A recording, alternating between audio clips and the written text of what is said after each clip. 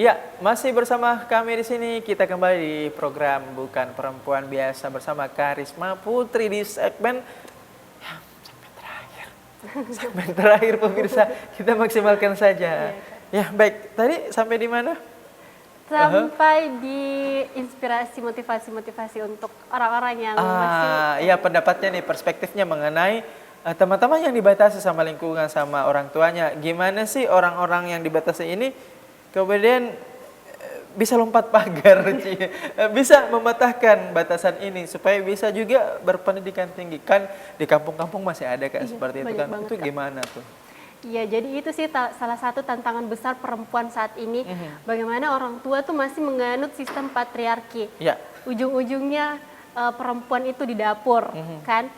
Makanya kenapa salah satu langkah sederhana saya untuk membuka wawasan orang tua itu, sekarang kan udah banyak ya orang tua pakai Facebook gitu.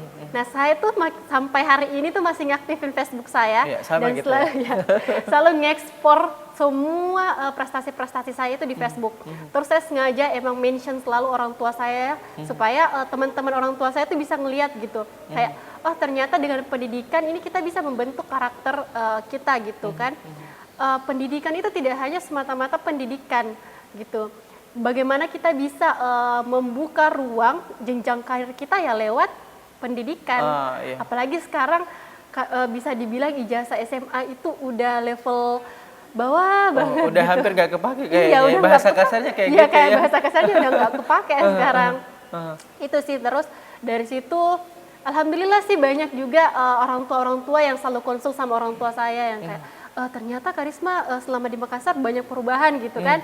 Nah dari situ saya makin semangat deh kayak berarti cara saya untuk nge-expose semua prestasi saya ini udah tercapai gitu. Udah mulai works ya.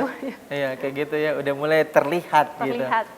Itu sih salah satu cara sederhana saya. Jadi caranya adalah dengan membantu untuk memudarkan pandangan seperti itu. Salah satunya adalah mengupload agar orang tua dari teman-teman di kampung atau dimanapun itu bisa ngelihat. Iya, soalnya kalau di sana di tempat tinggal saya di Luhut Timur itu emang masih banyak sih orang tua yang masih berpikiran bahwa udah SMA aja tuh udah cukup.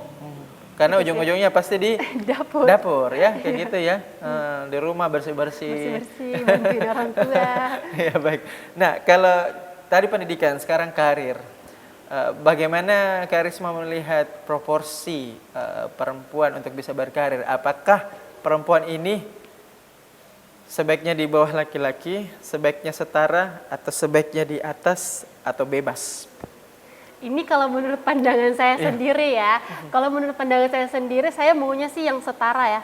Kenapa saya memilih setara? Karena ini salah satu bentuk saling saling mendukung gitu kan, melengkapi gitu. Iya, saling melengkapi gitu. Kalau ada statement yang bilang perempuan itu harus di bawah, laki-laki itu di atas, nggak selamanya kita selalu ada di bawah, nggak selamanya kita selalu ada di atas. Ada fasenya kita akan berputar gitu kan. Makanya kenapa kita harus menyetarakan itu supaya kita bisa saling melengkapi. Mungkin bagusnya duduk berdampingan ya. Iya. Jadi beriringan ya. Beriringan. Jadi kalau satu ngedown ada lagi yang ngimbangin. Iya, kayak gitu ya. Jadi boleh-boleh aja ya. Boleh-boleh aja. Boleh-boleh aja selama itu istilahnya pertama positif, kedua sesuai dengan norma-norma hukum, adat dan agama ya. Betul pastinya banget. Ya. Di sini ada Ustadz loh. Ya. Jadi nggak boleh juga sih perempuan boleh karirnya, kalau menurut saya pribadi ya, karirnya itu boleh sama dalam perspektif apapun, tapi ketika pulang ke rumah itu tetap makmum ya. Seperti itu ya. Imamnya adalah laki-laki. Apakah imamnya itu adalah kakak laki-laki atau ayah atau suami, kayak gitu ya. Seperti itu. Baik, ini tambah menarik nih di segmen terakhir. Nah, kalau untuk selama di Makassar beberapa tahun ini, hal yang nggak bisa dilupain itu apa tuh? Setelah hijrah ini, apa yang nggak bisa dilupain di kota Angin Mamiri? Kota Angin Mamiri. Apa ya, salah satu yang paling nggak bisa dilupain selama di Makassar, ini sih masa-masa perkuliahan sih. Saya lebih ke masa perkuliahan. Soalnya saya tuh orang yang lebih ke arah kalau di kampus tuh nggak bisa kalau nggak ada yang ngebantuin gitu. Saya perlu dukungan dari belakang banget dan Oke. benar-benar saya ngerasain di program studi saya, teman-teman kelas saya itu emang benar-benar memeluk gitu, melindungi, merangkul banget gitu. Itu sih yang nggak bisa saya lupain, perjuangan-perjuangan, apalagi di fisika tuh terkenal dengan praktikumnya yang super duper jahat. Itu sih, dan kalau kita mau nikmatin sendiri tuh susah banget. Oke, agak berat ya. Agak Kelas berat nih Kelas fisika berat. nih. Fisika, kimia. Pemirsa. Nah, kalau Karisma ini termasuk fear missing out gak sih? Maksudnya orang-orang yang nggak mau ketinggalan momen gak sih? Atau biasa aja atau gimana? Saya tipe orang yang nggak mau ketinggalan momen sih. Fear missing out Iya, juga? betul. Oh, jadi komen, kok nggak ajak-ajak sih? Kok saya nggak ada? Aduh, saya nggak ada. Iya, lebih overthinking sih. Oke, gitu. Bahkan saya salah satu sumber kegalauan saya tuh itu sih.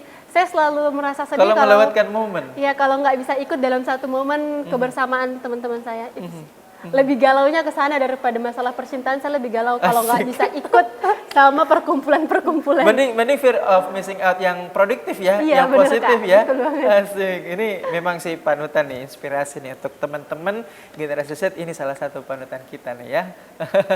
Nah, kalau karisma ini di mata teman-teman itu seperti apa sebetulnya? Kalau di mana teman-teman saya dilihatnya ekstrovert banget ya. Oke. Yang nggak bisa diam, istilahnya saya tuh radio rusak gitu. Yang nggak bisa diam, emang nggak bisa diam banget. Jadi kalau ini bukan pick me ya, cuman teman-teman tuh selalu bilang kalau nggak ada saya tuh nggak ribut. Nggak ada lo nggak ramai kayak Iya, gitu ya. nggak ada saya nggak ramai. Kapan bisa diamnya? Diam tuh apa ya? Pada saat galau mungkin ya, sedih. Iya Enggak sih. juga. Enggak juga sih. Malah salah satu cara saya kalau saya galau, saya harus keluar ke teman-teman saya supaya ngelupain masalah-masalah Extrovert saya. sejati. Baik, terakhir nih, pesan-pesan yang ingin disampaikan kepada perempuan di luar sana, perempuan Indonesia, perempuan Sulawesi Selatan, khususnya pemirsa Net TV Sulsel yang ada di luar sana, apa nih pesan-pesannya sebagai seorang perempuan? Silakan. Ya, sedikit motivasi atau pembuka pikiran untuk teman-teman Net TV tercinta, bahwasanya perempuan itu tidak sepantasnya hanya tinggal di rumah, di dapur. Perempuan memang harus punya pendidikan. Ingat teman-teman, generasi emas itu muncul lahirnya dari rahim seorang perempuan. Bagaimana kita bisa menghasilkan generasi emas kalau kita sendiri, sumbernya sendiri tidak bisa mempersiapkan pendidikan maupun pengetahuan yang lebih baik untuk kedepannya. Terima kasih. Wah, luar biasa. Ya, terima kasih. Thank you so much for coming ya di our program kita di Bukan Perempuan Biasa. Sehat selalu, kita jumpa-jumpa lagi ya Yes, you, Kak. di masa-masa datang seperti itu.